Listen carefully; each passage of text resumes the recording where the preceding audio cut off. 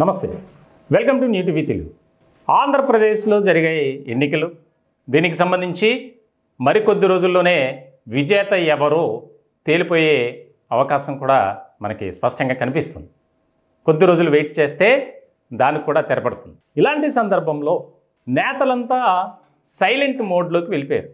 దాదాపు చాలామంది ఒక వైఎస్ఆర్సీపీ నుంచి అక్కడక్కడ మాట్లాడుతున్నారు. తెలుగుదేశం పార్టీ నుంచి అయితే అసలు ఎవరు కూడా ఈ ఫలితాలపై స్పందించట్లేదు అనేది ప్రధానమైనటువంటి అంశంగా రాజకీయ వర్గాల్లో చర్చ జరుగుతుంది. ఈ ఎన్నికలు మాత్రం చాలా ప్రతిష్టాత్మకంగా జరిగాయి. ఎందుకంటే కూటమి, భారతీయ జనతా పార్టీ, తెలుగుదేశం పార్టీ, జనసేన, ఈ మూడు పార్టీలు కలిసి ఎలాగైనా సరే రాష్ట్రంలో మనం ప్రభుత్వాన్ని ఏర్పాటు చేయాలి అనే దిశగానే అడుగులు వేశారు. మాకు ఎదురే లేదు, మాకు తిరిగే లేదు అన్నట్లయితే ఇక వైసీపీ వారి వ్యవహార శైలి కనబరుస్తుంది. ఈ 5 ఏళ్లలో ప్రజలకు ఎలాంటి సంక్షేమ పథకాలు అందించాం, ఎలాంటి పాలన చేశాం, వాటిని చూసే మాకు మళ్ళీ అవకాశం కల్పిస్తారు ఆంధ్రప్రదేశ్ రాష్ట్ర ప్రజలు, ఓటర్లు అని జగన్మోహన్ రెడ్డి ఆయన ధీమాతో ఉన్నారు. వైసీపీలో ఎవరైనా నేతలు మాట్లాడితే ఇదే అంశాన్ని ప్రధానంగా ప్రస్తావిస్తున్నారు. ప్రజలు మాకు తప్పనిసరిగా అవకాశం కల్పిస్తారు, మేమే గెలవబోతున్నాం అని. ఇటువంటి క్రమంలో జూన్ 9వ తేదీన ఆంధ్ర యూనివర్సిటీలో ముఖ్యమంత్రిగా జగన్మోహన్ రెడ్డి గారు ప్రమాణ స్వీకారం చేయబోతున్నారు అని కొంతమంది ముఖ్యమైనటువంటి నేతలు, ప్రధానంగా రాష్ట్ర మంత్రిగా ఉన్నటువంటి బొత్స సత్యనారాయణ లాంటి నాయకులు కామెంట్స్ చేయడం అనేది ఇప్పుడు చాలా ప్రాధాన్యత సంతరించుకుంది. ఒక పక్కన సర్వే రిపోర్ట్లు వైసీపీకి ప్రతికూలంగా ఉన్నాయి, కొన్ని సర్వే సంస్థలు అనుకూలంగానే ఇస్తున్నాయి. ఇలాంటి సందర్భంలో అంటే వైసీపీకి ముందే ఓటమి తెలిసింది కాబట్టి ఈ విధంగా మాట్లాడుతున్నారు అని తెలుగుదేశం పార్టీ నాయకులు, పార్టీ వర్గాల్లో చర్చగా జరుగుతుంది. ఎవరు కూడా బయటకు మాట్లాడలేదు. కానీ ఈ అంశం గురించి ఖచ్చితంగా మాకు ఇంటెలిజెన్స్ రిపోర్ట్ ఉంది, మేమే గెలవబోతున్నాం, అత్యధిక సీట్లు గెలిచి మేము మళ్ళీ రెండోసారి రాష్ట్రంలో ప్రభుత్వాన్ని ఏర్పాటు చేయబోతున్నాం అని ఒక కరాఖండిగా మాట్లాడుతున్నారు వైసీపీ నేతలు. ఇలాంటి సందర్భంలో కొంతమంది విదేశీ పర్యటనలు, కొంతమంది విహారయాత్రలు, రకరకాలుగా ఉన్నారు రాజకీయ నాయకులు.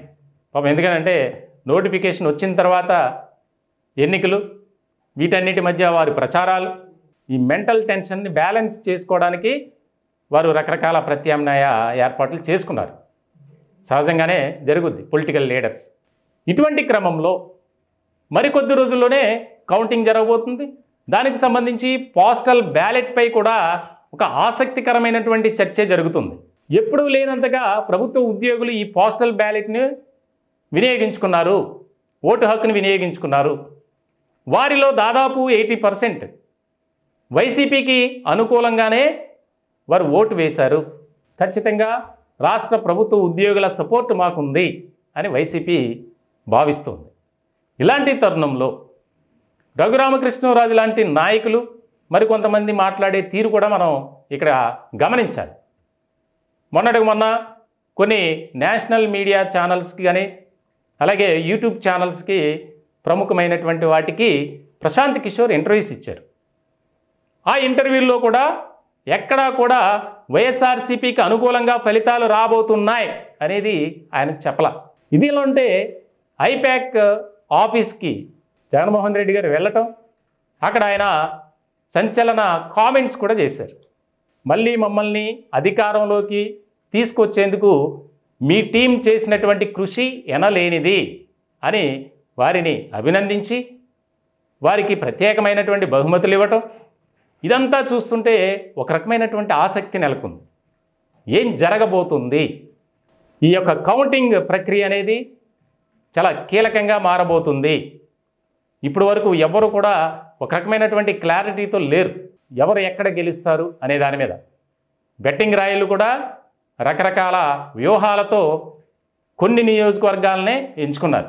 అక్కడ ఫలానా పార్టీకి సంబంధించినటువంటి అభ్యర్థి గెలుస్తున్నారు, ముఖ్యంగా మెజార్టీ అలాగే గెలుపులు, వీటి మీద బెట్టింగ్ నడుస్తుంది.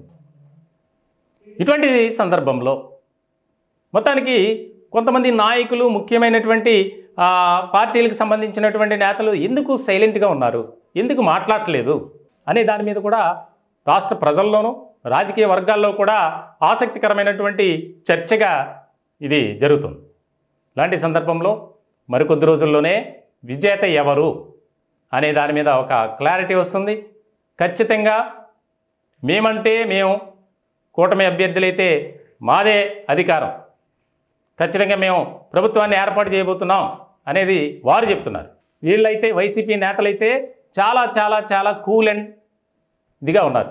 ఎందుకంటే రెండోసారి మేము అధికారంలోకి రాబోతున్నాం, మేము చేసినటువంటి అభివృద్ధి కార్యక్రమాలే మమ్మల్ని విజయ తీరాలకు నడిపిస్తాయి అనేది. మరి చూడాలి ఏం జరుగుతుందనేది క్షణక్షణం ఉత్కంఠగా మారింది.